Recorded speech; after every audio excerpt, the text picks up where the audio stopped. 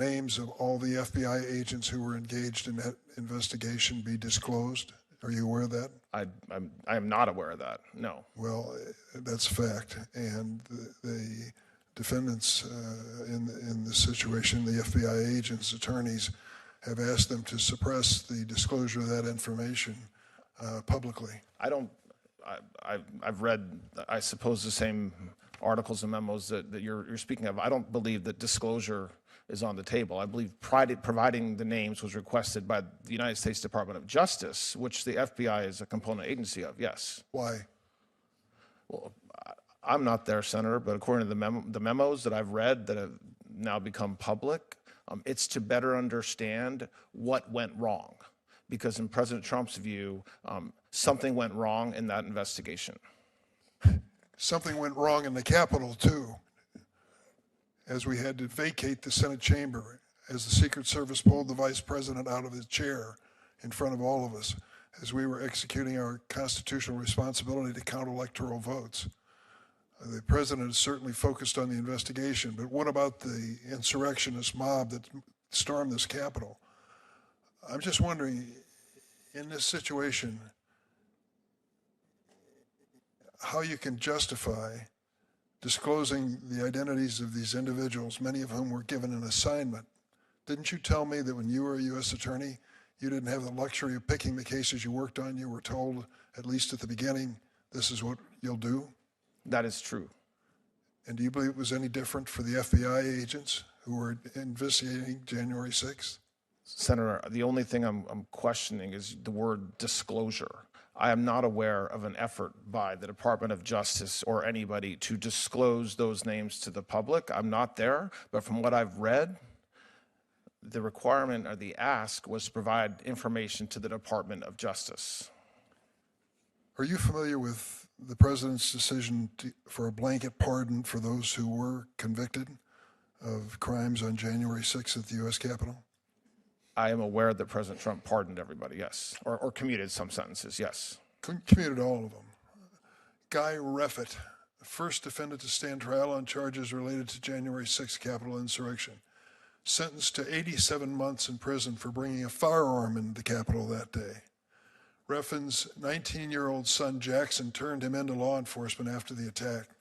Jackson also indicated that Reffitt had threatened to shoot him and his sister Peyton if they reported him to authorities.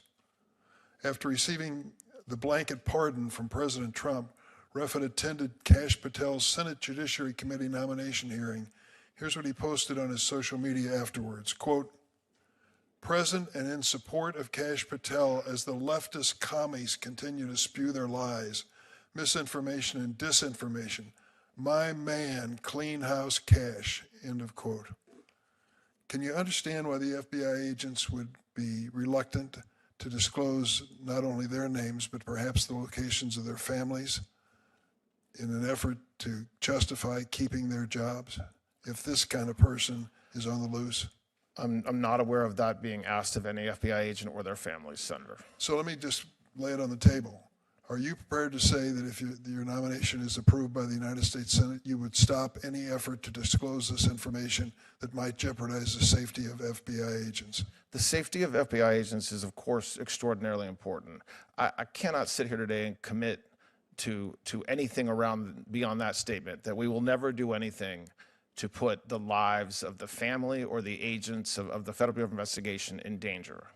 Well, meeting with the agents' representatives yesterday, I can tell you it's a very real fear on their part that this kind of political system that's being used to purify the ranks of the FBI before the new president gets into office is wrong.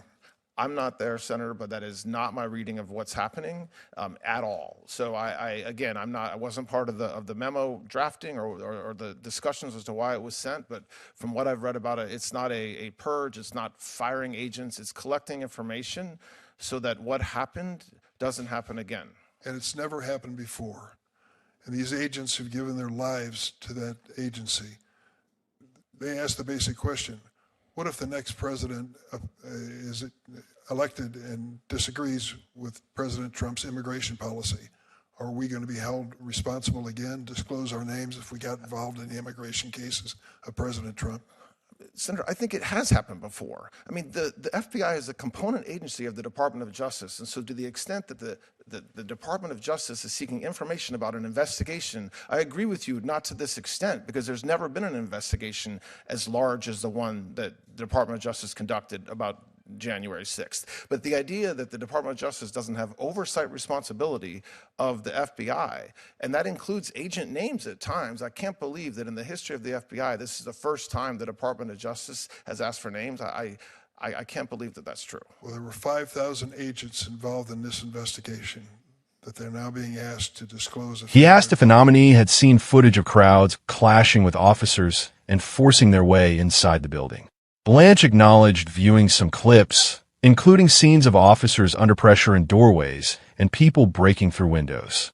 As a former prosecutor himself, Blanche agreed that any assault on law enforcement demands serious investigation. It was a careful answer, one that showed respect for the badge while navigating a minefield of partisan tensions. Yet Durbin kept pushing, highlighting how the events forced lawmakers and even the vice president to evacuate under Secret Service protection during the electoral vote count. That line of questioning opened the door to the FBI's massive role in the aftermath. Blanche described the Bureau as one of the finest law enforcement agencies in the world, essential for handling a case of that scale. Reports noted that around 5,000 agents worked on the investigation, marking it as one of the largest in Department of Justice history. Durbin pointed out ongoing efforts to identify those agents, with defense teams in related cases seeking details.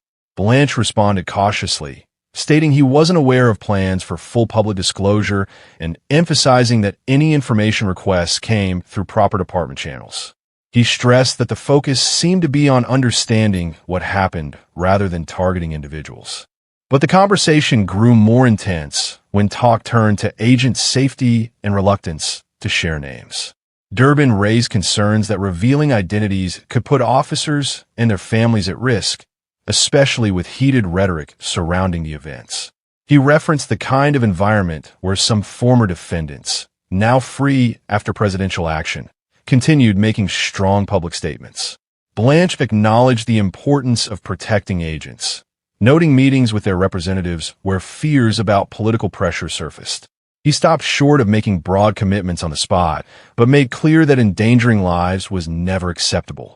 Reports claim this back and forth reflected wider worries inside the agency about morale and future operations. The hearing also spotlighted President Trump's decision to issue broad pardons and commutations for those convicted in connection with the Capitol events. One early high-profile case involved Guy Reffitt, who received an 87-month sentence after bringing a firearm that day. His own teenage son reportedly turned him into authorities and later spoke about threats made within the family. After the presidential action, allies like Kash Patel posted messages celebrating the moves and calling for further changes at the department. Durbin used these examples to question how Blanche could balance support for such clemency with assurances about protecting those who investigated the incidents.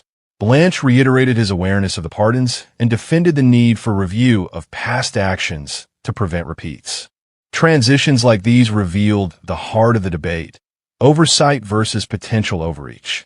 Durbin asked whether Blanche would halt any efforts that might jeopardize FBI personnel if confirmed. The nominee highlighted the extraordinary importance of agent safety and pushed back on descriptions of a purge, describing the information requests instead as a way to learn lessons from an unprecedented investigation. He pointed out that the department has oversight responsibilities over the FBI, including access to certain records when needed. Still, critics in the room and online argued that targeting thousands of agents by name had no real precedent and could damage the Bureau's ability to operate effectively. Rumors suggest this has already affected internal trust, with some agents wondering about future cases involving controversial policies. As the questions continued, the hearing underscored bigger challenges facing the Justice Department under new leadership. Blanche, who has served in an acting capacity, faced scrutiny not just on this issue, but on maintaining independence while addressing perceived past imbalances. Supporters praised his prosecutorial background in violent crime cases from New York and recent efforts against issues like fentanyl trafficking. Opponents, including over 1,000 former department employees in public letters, raised alarms about loyalty tests and handling of sensitive files from past investigations. The back and forth with Durbin captured that tension perfectly, calls for transparency clashing with demands for protection. What stood out was how quickly the discussion moved from specific videos to systemic questions about accountability. Durbin reminded everyone of the Capitol breach and the constitutional duties interrupted that day. Blanche agreed assaults on officers should never be tolerated. Yet he also defended the incoming administration's right to review how such massive probes were conducted. This balance is tricky in today's climate, where every decision draws instant backlash from one side or the other. Reports from the hearing noted that key Republicans remained undecided, weighing Blanche's answers against their own concerns about events from that day. Speculation continues about whether the nomination advances smoothly or hits roadblocks over these very issues. Delving deeper, the Reffitt case brought personal drama into the spotlight. The father's conviction and subsequent clemency, contrasted with his son's decision to report him, fueled online debates about family loyalties and justice. Patel's supportive posts afterward amplified calls to clean house in certain circles, adding to the atmosphere of uncertainty for career agents. Durbin pressed on whether such rhetoric made disclosure requests even more dangerous. Blanche responded by focusing on facts over fear, noting he wasn't part of every memo, but understood the stated goal was prevention rather than punishment. It's been said that this kind of scrutiny could influence how future agents approach politically sensitive assignments, from election security to immigration enforcement. The implications stretch far beyond one hearing. If the department demands names from such a large operation, what precedent does that set for other investigations? Durbin warned that morale would suffer and operational effectiveness could decline, ultimately harming public safety. Blanche countered that oversight is standard and that no agency operates without review. Neutral observers point out that while large-scale probes have happened before, the combination of scale, public attention, and post-pardon dynamics makes this situation unique. Rumors suggest internal discussions at the FBI have grown more cautious, with agents seeking guidance on documentation and interactions. Throughout the exchange, Blanche maintained a measured tone, drawing on his experience as a former U.S. attorney who handled assigned cases without choice. He reminded the committee that FBI agents operated under similar directives during the investigation. This parallel aimed to humanize the workforce while defending the need for answers. Yet Durbin kept returning to the human element. The officers who faced physical confrontations and the agents now worried about exposure. These moments kept viewers and listeners glued, as the hearing revealed not just policy differences, but fundamental views on what justice looks like after division. As details emerged about the blanket approach to clemency, reactions split sharply along party lines. Some celebrated it as correcting overzealous prosecutions, while others saw it as undermining the rule of law. The hearing became a flashpoint for these views, with Durbin's questions forcing Blanche to address both the original events and their long shadow. Reports claim the administration wants to move forward by learning from mistakes, but critics argue the focus remains too narrow. This debate touches on everything from agent recruitment to public confidence in federal law enforcement. Looking at the wider picture, the confirmation process highlights ongoing struggles within institutions that must serve all Americans. Blanche's background prosecuting serious crimes gives him credibility in some eyes, yet the political context of his nomination raises questions about impartiality. The Epstein files matter, and other recent actions have only intensified calls for scrutiny for both sides. In the hearing, Durbin laid concerns on the table directly, asking for commitments on safety and fairness.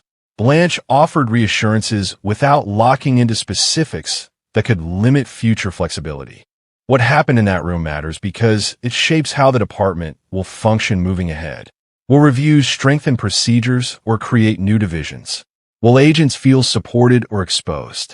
These unanswered threads leave room for speculation about the months to come.